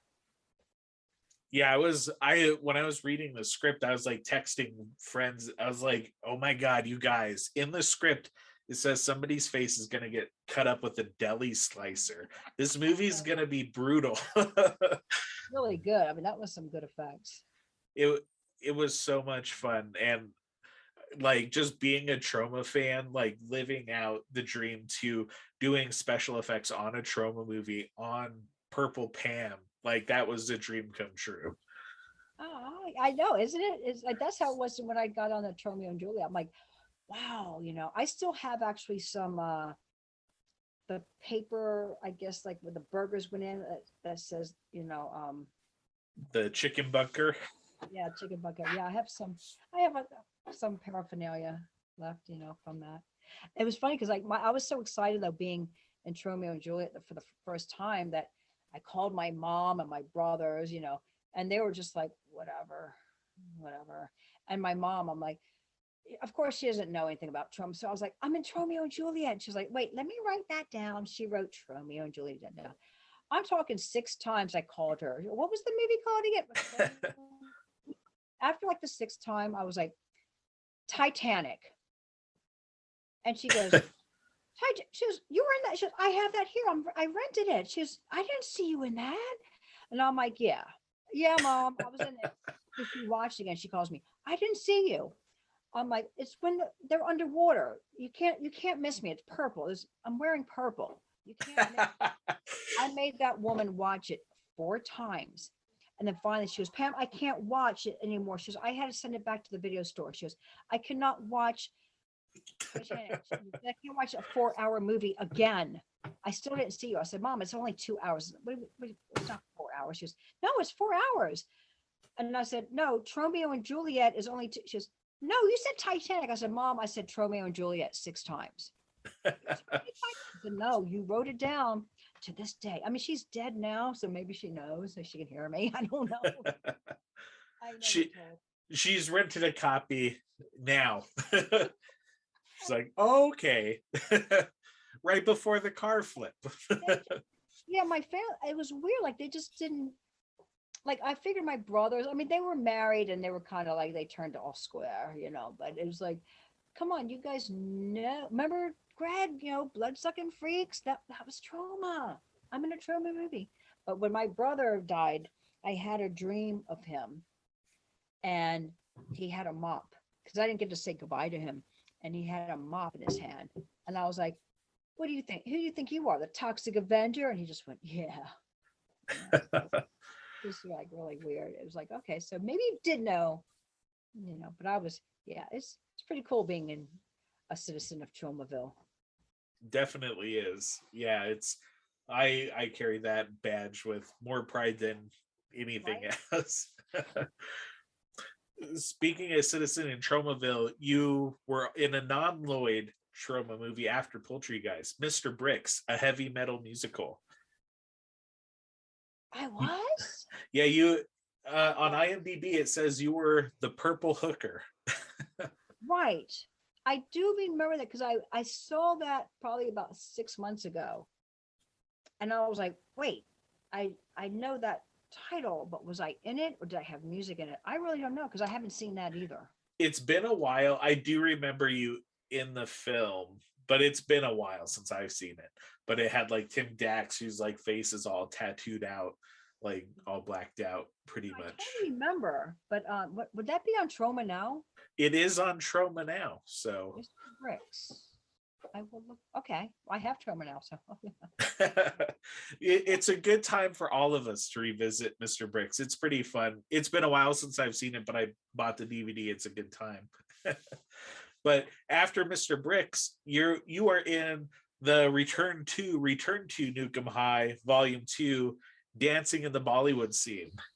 is that even in there? Because I never, you know what? I'm telling you, I was supposed to be in the movie. There was some guy that I was talking to, like before they started it, because Lloyd goes, yes, talk to this guy. He gave me the name, and then, so I called him, and he kept up with me for months. And then one day I didn't hear from him for a long time. And then turns out he quit Troma. So then I ran into Doug on the street, and he was like, oh yeah, we're almost done with it, but I'll get you a part. Like, you'll be like Dolly, dancing the Dolly Bollywood thing. And the thing is, I can't dance. I mean, I can dance. I can move and groove, but I can't remember dance steps. Like choreography. I can't. It's not my thing. But I can do my own. I can move some. I can do some crazy shit. But and the thing was, I really tried to learn it. It was easy, and I'm like, am I just a stupid retard? I don't know. I practiced it. I went to practices, and I did it on my own. Had the video, and then when they were filming it, I was fucking up. The times I was fucking up, the camera was on me, and then when I had it down, it was off of me because I'm watching, the camera, and I was like, okay, I'm getting it, got it, okay. And then as soon as it came on me, that was like, it fucked up. So I think I was cut out completely. You're still in there, so Am I? yes. I'm like, I don't even want to watch it because I'm like, I'm not in it because I was supposed to be in it. Same. I'm in like a shot, but if you sneezed during the shot I'm in, you would never know. I'm in part Right. 2. That's how I feel about Shitstorm. If if you just sneeze or you blink, I'm gone. So yeah, let's talk about hashtag Shakespeare Shitstorm. You are credited as the cigarette girl in the film. Oh, actually, am I? Yes. Because I don't see the. Did you saw the film, right? I did. I have too. I didn't see a cigarette girl. Did you? I don't know why you're credited as a cigarette girl, but I saw you in the movie. Sorry, I guess I gotta get my glass. Yeah. I was supposed to be a cigarette girl, and with the Toxie's elixir, and I was telling Lloyd that I would do bumps. I do bumps. I give people bumps of hot sauce. So I just tell people to put it right here on on their hand, and you lick it. So he goes, oh, that'd be funny if they like, you'll have a cigarette thing, and with the Toxie's elixir, and you'll give them bumps, and they'll actually snort it, and that would be funny, And I said, okay, that works. And of course, there was green stuff that they were snorting. Yeah. I don't know what it was, and I'm like, oh, that's perfect. So Zack and Doug, they were kind of giving people their parts and stuff. So I was in holding. I took off 4 days of work and to be in Queens or wherever. Yeah, I think it was Queens. Yeah. And I'm in holding. I actually sold like $80 worth of hot sauce in one day with the Toxie, which was great. And so I kept saying, okay, so I tell Zack, you gotta get my cigarette girl costume, whatever. Are we doing this? Talk to Doug. And then Doug would pass me off to Zack. It was back and forth, back and forth. And I was really getting frustrated. Now Lloyd, he was playing director and playing parts. So, Yeah. So 4 days goes by. I think it was like 5 days I did it. I was there. But by the fourth day, I was like, fuck this, because I'm sitting here doing nothing. And plus they had no lunch. I had no lunch for anyone except for the principal actors.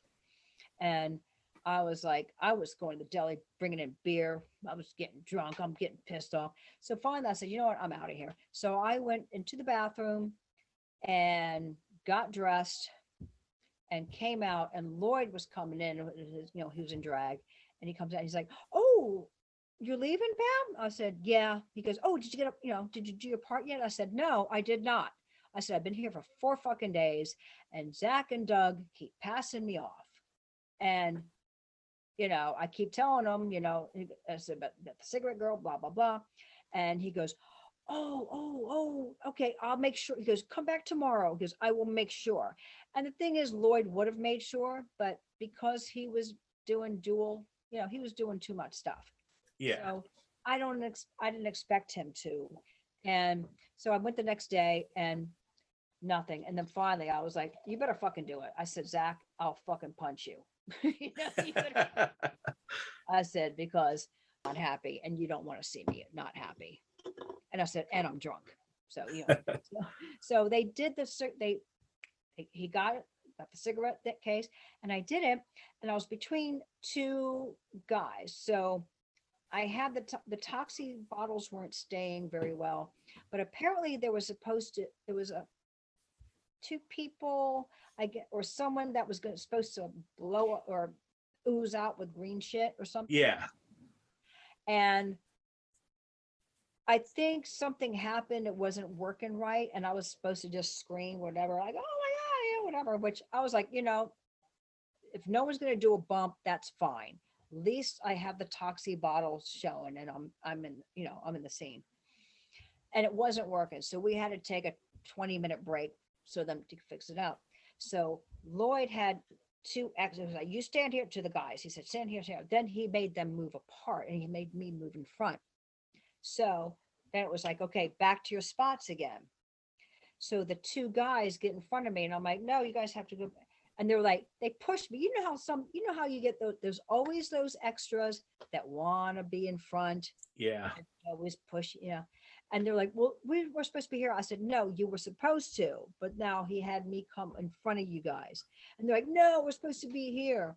And Lloyd just wasn't paying attention. And then it happened. And then he's like, "Pam, scream." And and I'm like, and at that point I was just so fucking flustered and just pissed off that but I don't think the scene is in there. I still remember seeing you in the film though. So you're in there, and I was still super excited. It's like, Purple Pam in it again. Well, I should have been in it more, damn it. I agree. Well, I want to transition from the Troma stuff you've done into your music. I've been listening to Purple Pam and the Flesh Eaters and just some of your other stuff. I want you to talk a little bit about your music. Well, Royal Skulls is the band. Like, I was in Royal Skulls the same time I was in with Flesh Eaters, but we broke up quite a few years ago.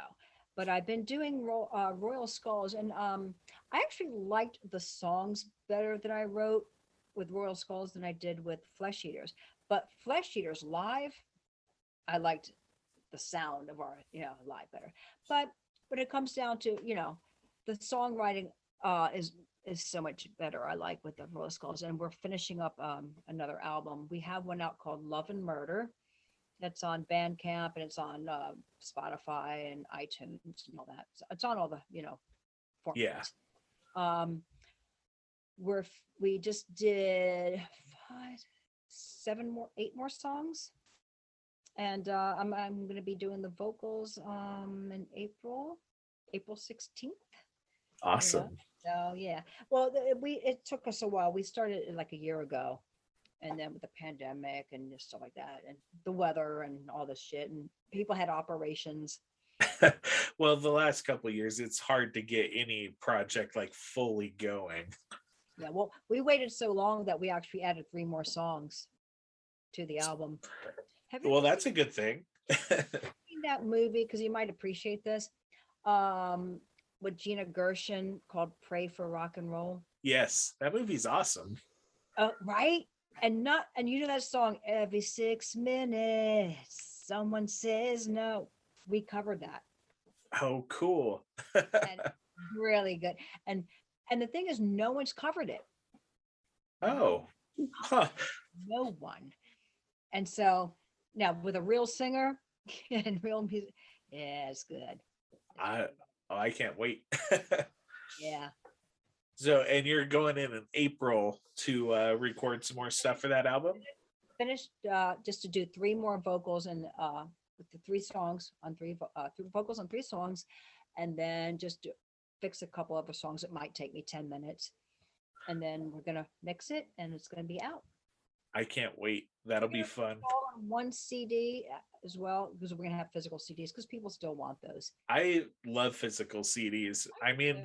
I'll do a download, I'll listen on Spotify, but I want the disc in the case in my hands. Yeah, flash eaters, we had 100 and we sold them out. We didn't sell any downloads at all.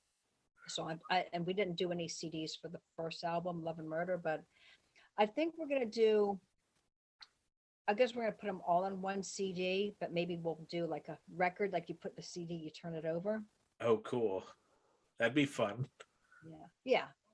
And then maybe call it something else, or just. I don't know if I want to call the whole album Love and Murder because that's already been done. I don't know. We haven't- Side A, love, side B, murder. There you go. I have to put on a love song, but there's no love.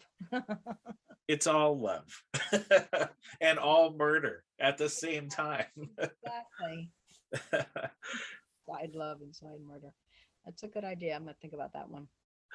And then you also have your own line of hot sauces out there. You make your own, and I haven't tried it yet, but Toxie's elixir is like it's my 100% like profile of the type of hot sauce I buy, of the tomatillo, like spicy, like that's like my favorite. And the Toxic Avengers on label. I'm kind of a terrible person for not having bought one yet because it's all my check marks.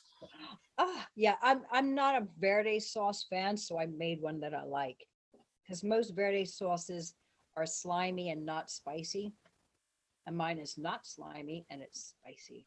I love the Verde sauce with a bit of spice to it. So Yeah, I mean it has ghost pepper, serrano, and jalapeno peppers. and you have two more that are out right now. Yes, Kiss of Death, which is a Italian based tomato base with jalapeno and habanero, and then another red base, tomato base, Hell Ride, which is more Mexican flavor because it has cilantro and cumin in it. And I've seen you like talk about it, which I'm excited for. A Kabuki Man inspired. Yes. And the thing is, my Hell Ride was supposed to be my second sauce, but then it was like years ago, not years ago, but like whatever, 4 or 5 years ago, the first talks of the Toxic Avenger reboot. And it was supposed to be with the director, one of the directors from Sausage Party was supposed to Yeah. write it. And when that was like out in the news, I was like, oh, I better make a Toxie sauce. So I actually called Lloyd and I was like, I was thinking about doing a hot sauce, named after Toxie, a green sauce. Would you, is that okay if I do that? He's like, yeah, make the recipe and let me taste it. Me and Michael taste it. And I said, okay. And I'm just thinking, the movie comes out, ka-ching, that'd be great for Troma, to have, So, I mean, and then when I heard about it the first time, and I was like, oh, I better make a sauce. So I started making it. And then I think it tasted so good because I just put green ingredients in it. Everything had to be green. Yeah. It worked out. And Lloyd, I guess he was having I don't know if it wasn't a Troma, I think it was a premiere of Kansas Bowling, her butcher. The BC Butcher. Yeah, it was her and some French film. Some French person had a film, and it was at the Lucky 13 bar, and they were having French fries. So I was like, I'm gonna bring the Toxie's elixir. That'd be great on French fries. So I brought the sample bottle to Lloyd, and he loved it. And he goes, I approve it. He goes, just bring it in to the office for Michael Hers because he loves hot sauce. and he loved it. And the only thing Lloyd said goes, "Can you just put a little less garlic in it?" And I was like, "Yeah, okay, Lloyd." I kept it the same. Yeah. I love the artwork too for it, where it's the Toxic Avenger 2 movie poster, except for you're riding on Toxie's shoulder. I know. I was like, "Lloyd, how can I get someone to do the I said, can I use the poster? Can you get someone at Troma to just kind of put me on there?" So he goes, "Yeah, yeah, just give it to," I forgot who it was at the time. And so I gave him a picture of me with my face in the same direction. And I said, "And just keep that body." So I tell everybody, "That's my body." A purple bikini on. I want black boot. I think she had black boots. I said, "I want a jalapeno gun." I don't know if he changed it to a jalapeno or not, but he did it. It looked good, and I sent it to my friend Aaron Epstein, who's he has Coney Island sauce. He was the one who got me into hot sauce, and he has he does all my artwork. He does my logo. Well, he didn't do my logo. A friend of mine, Joey James Hernandez, did the logo, but he placed it onto the stickers. But he did he had to redo the Toxie, that what he did, because it was really messy, like on the edges. Yeah. So I think he changed the whole Toxie thing, and he put all that, he did everything. Like, he just took the image of the Toxie, and he actually positioned his hand under, I think I don't know where the hand is different. Yeah. Did late Toxie. He did a really good job. He had to clean it up a lot. He was like, "Damn, this is taking forever." But he did all that. He did, and he did my banner. Did you see my it's like an X stand? Yeah. Yeah, he did that too. Yeah. So That's so awesome. yeah, he really did. Lloyd loved what he did too. So yeah, he does all my labels.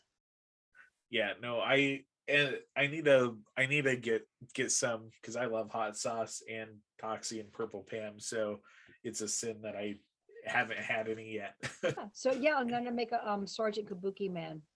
And that one sounds pretty good too, like on wings or something. It's like a garlic hot sauce.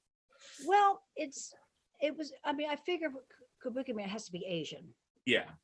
So my idea was, which I can't tell you my idea, I can't tell you my recipe, but it's very simple. But because of an ingredient, which is a duck sauce, the thing is, I don't want to just, it's expensive if you just buy the co-packing kitchen buys duck sauce. It's very expensive, and to make it is even more expensive. So I did the measurements, and the soy sauce, and then I wanted to put my favorite flavors in it, and then they got bitter. It worked the first time, and then the second time I did it, I don't know, I was fucking up the measurements, and it was so horrible and bitter, and I couldn't even save it. I just had to throw it down the toilet, and I gave it a break for a long time, and then I don't know. I was looking up wok. I wanted to buy a wok, and I was looking up recipes, and it said, "Oh, throw some garlic sauce." Now, when I go to Chinese restaurant, I just love steamed broccoli and rice with garlic sauce on the side. And I was like, "Let me see how to make up garlic sauce." So I looked up garlic sauce, and I was like, and I made it, and I'm like, okay, now I can add the other ingredients, and I don't need the duck sauce, and I'm going to make it as a garlic sauce. But then I still have to work on it a little bit, because it separates, because it's more like it gets gelled. So you have Yeah. so I'm still working on it, but the flavor is there. So it is a hot sauce, or is it a gravy? I don't really know. It's hot. I'm excited either way. It tastes good, but what it tastes, I guess it would be, but it is Asian. It has to be, because Kabuki man is Asian. Yeah. Some like Asian wings. The thing is, like, I was worried about the color, because originally when I had it with the duck sauce, it looked like a baby, like baby shit. That's a hard sell. color is a big deal when it comes to sauce. You know, you don't want something that looks like shit. It's like black beans. It's like black beans are great, but it looks like a dirty diaper on a burrito, you know? Yeah. You know? So, but the Asian sauce is dark, so I think it'll be fine. Awesome. I'm excited to try them.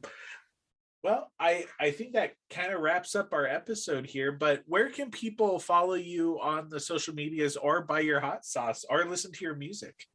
Okay, you can Royal Skulls is my music, is my band. So you look up Royal Skulls, you'll find that. Purple Pam Hot Sauce.com. And on Instagram is Purple Pam. Facebook is Purple Pam. But my personal page is Pam Purple, but that's personal. But you can find me Purple Pam on Facebook as well. I don't do TikTok. I couldn't figure it out. I have one. I watch dog videos. I don't know how to use I it. couldn't figure out how to get other people like to find like to like. I was like, you know, I did it twice and I don't know. But if you look up Purple Pam, you'll find me. Awesome. Sauce.com. That's my store. Awesome. And everyone out there, you can find me on Instagram and Twitter at Lego Larry. You can find the show on Twitter at Talkin Troma. And as always, stay traumatized.